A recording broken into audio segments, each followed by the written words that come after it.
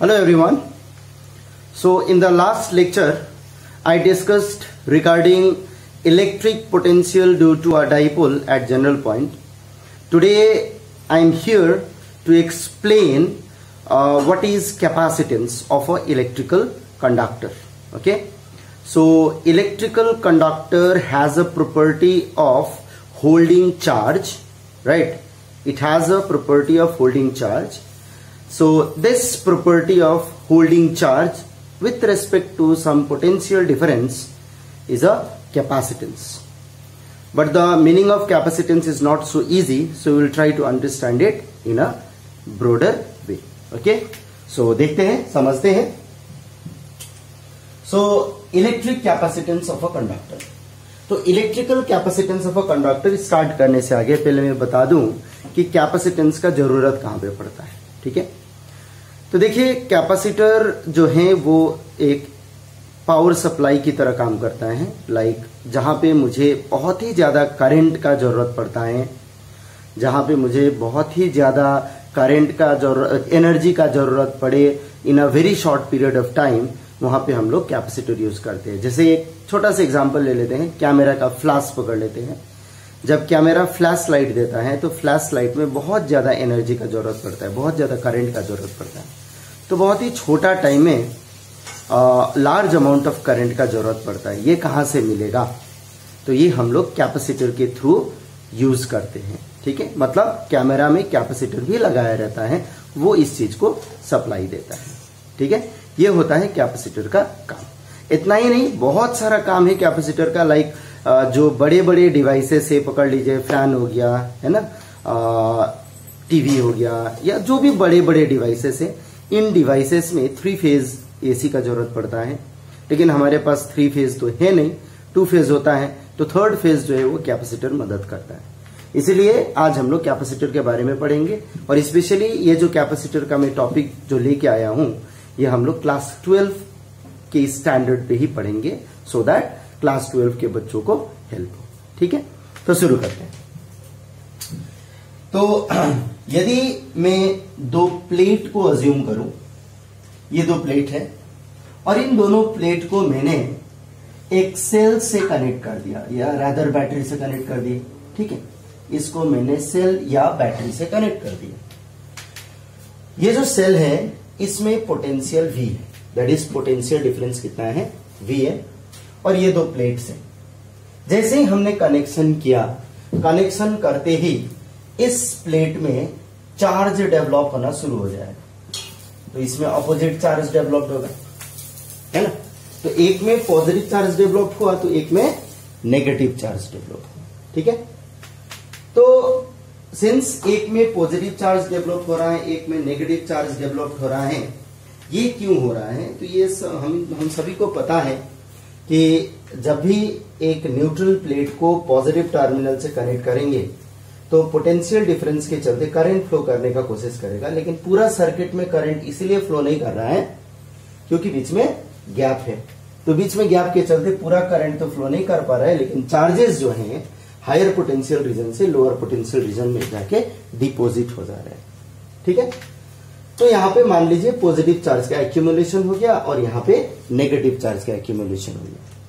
तो ये साफ देखते पता चल रहा है, क्योंकि हमने प्रीवियस टॉपिक्स में पढ़ा था कि पोटेंशियल जो है वो पोटेंशियल टोटली चार्ज पे डिपेंड करता है ना. पोटेंशियल डिफरेंस किस पे डिपेंड करता है? चार्ज पे डिपेंड करता है.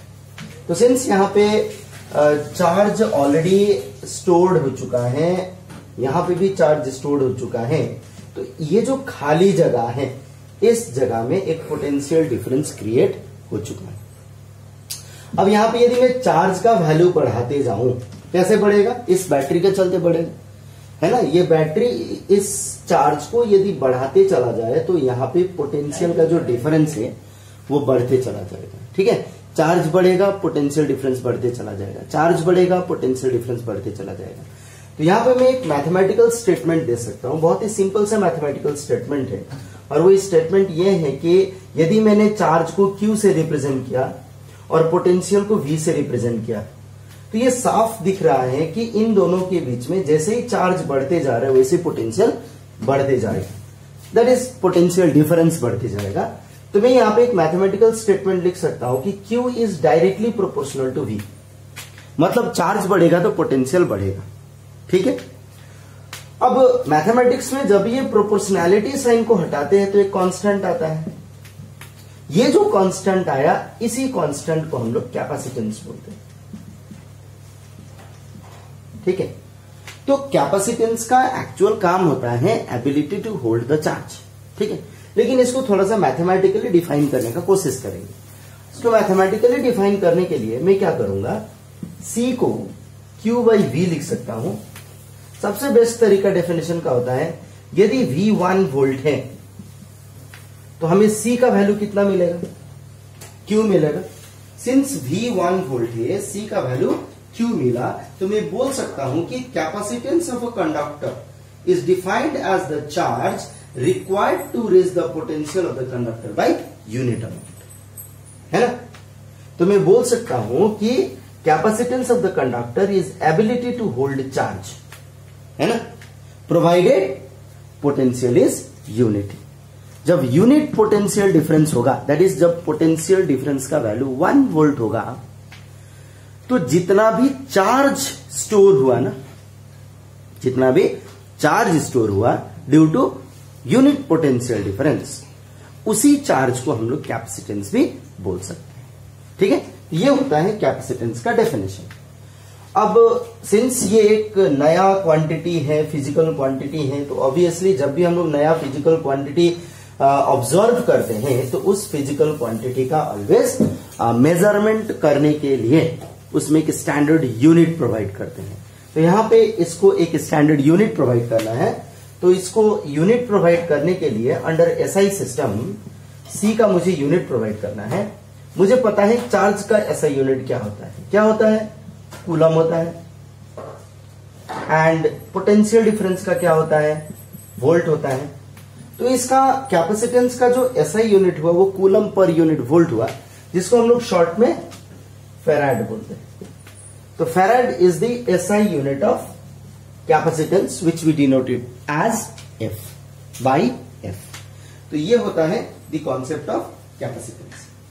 अब ये जो कैपेसिटेंस है किस फैक्टर पे डिपेंड करता है, कैसे ये बिहेव करता है, ये टोटल चीज हम लोग देखने का मतलब जानने का कोशिश करेंगे। जैसे यदि सिंस कैपेसिटेंस जो है वो ratio between charge to potential है, राइट। यदि चार्ज का वैल्यू में बढ़ाते चला जाऊं तो चार्ज का वैल्यू बढ़ने का मतलब ये हम लोग मान सकते हैं कि पोटेंशियल V का वैल्यू भी बढ़ेगा। तो यहां पे चार्ज का वैल्यू बढ़ रहा है, पोटेंशियल V का वैल्यू भी बढ़ रहा है। दोनों बढ़ने के कारण जो रेशियो होगा दैट इज C का वैल्यू जो होगा वो क्या होना चाहिए, कांस्टेंट होना चाहिए। तो इस डेफिनेशन से उतना नहीं पता चलता है कि कैपेसिटेंस का वैल्यू किस फैक्टर पे डिपेंड करता है। इसीलिए हमें क्या करना है कि different type of capacitors assume करेंगे। तो different type of capacitor assume करने से आगे फर्स्ट ऑफ ऑल मैं जो अज्यूम करूंगा वो है एक स्फेरिकल कैपेसिटर। ठीक है, एक स्फेरिकल कैपेसिटर के बारे में अज्यूमशन करेंगे। तो यदि स्फेरिकल कैपेसिटर को अज्यूम करते हैं तो मैंने माना कि कैपेसिटेंस ऑफ स्फेरिकल कैपेसिटर, तो मैंने एक स्फेरिकल कैपेसिटर अज्यूम करता हूं। ठीक है, I am assuming a spherical capacitor. ये हो गया स्फेरिकल कैपेसिटर, इसका रेडियस मैंने ले लिया R। ठीक है, अब इसका रेडियस मैंने ले लिया R, इसको मैंने चार्ज कर दिया by giving the potential difference. ये चार्ज हो गया, मतलब इसने चार्ज स्टोर कर लिया अपने आप में। ठीक है, तो ये कैपेसिटर बन गया। कौन सा कैपेसिटर, स्फेरिकल कैपेसिटर बन गया। अब इसके सरफेस में कितना चार्ज है, तो मैंने मान लिया कि total charge on the surface, total charge on the surface हो गया Q। यदि total charge on the surface Q है, ठीक है, यदि टोटल चार्ज Q हो गया, या ऐसे भी पकड़ सकते हैं, यदि मैंने सरफेस पकड़ लिया तो हॉलो पकड़ रहा हूं, लेकिन सॉलिड पकड़ेंगे तो टोटल चार्ज मैंने Q ले लिया एंटायर बॉडी का, दैट इज एंटायर स्फीयर का, ठीक है। तो एंटायर स्फीयर में चार्ज का वैल्यू Q हो गया, ठीक है। तो मैं इसको सरफेस हटा के चार्ज ऑफ द स्फीयर कर देता हूं, ठीक है, स्फीयर कर देता हूं। कितना हो गया? Q हो गया। तो कोई बता सकता है कि इस स्फीयर का पोटेंशियल कितना होगा? तो हमने पढ़ा था इसी चैप्टर में कि potential due to spherical distribution of charge is Q by 4 pi epsilon naught R होता है ना। सिंस यहाँ पे हमने कैपिटल R लिया है तो I should be taking capital. ये होता है potential due to this type of charge. हमें पता है कैपेसिटेंस, अभी पढ़ा ना, कैपेसिटेंस क्या है? Q बाई V है। तो यहां पे Q डिवाइडेड बाई V का वैल्यू है Q by 4 pi epsilon naught R। Q और Q कैंसिल होने से क्या मिला? 4 पाई एप्सिलॉन नॉट R। तो इससे साफ जाहिर हो रहा है कि कैपेसिटेंस जो है वो मीडियम पे डिपेंड कर रहा है एज वेल एज डिस्टेंस पे डिपेंड कर रहा है। डिस्टेंस का मतलब रेडियस पे डिपेंड कर रहा है। तो मैं लिख सकता हूं capacitance is directly proportional to radius. Radius जितना बढ़ाएंगे कैपेसिटेंस का वैल्यू उतना ही बढ़ते चला जाएगा, ठीक है। तो ये श्योर है कि जो कैपेसिटेंस है, स्फेरिकल कैपेसिटर का जो कैपेसिटेंस वैल्यू है वो प्रोपोर्शनल टू इट्स रेडियस, ठीक है, प्रोपोर्शनल टू इट्स रेडियस, ठीक है। अब एक चीज देखते हैं, बड़ा इंटरेस्टिंग सा चीज है, और वो क्या है कि 1 फैराड कैपेसिटर के लिए 1 फैराड कैपेसिटर के लिए कितना बड़ा कैपेसिटर चाहिए, ठीक है। मैंने बताया 1 फैराड कैपेसिटर के लिए 1 फैराड कैपेसिटर के लिए कितना बड़ा स्फेरिकल कैपेसिटर चाहिए। स्फेरिकल कैपेसिटर साइज कितना चाहिए, एक बार निकालते हैं, देखते हैं, है ना। तो हमें पता है कैपेसिटेंस का वैल्यू है 4 पाई एप्सिलॉन नॉट R। मुझे C का वैल्यू मिल गया, R खोजना है, ठीक है। तो R हो जाएगा C by 4 pi epsilon naught. अब बताइए 4 बाई एप्सिलॉन नॉट क्या है? 9 into 10 to the power 9। Capacitance का वैल्यू कितना लेना है? 1 फैराड, राइट।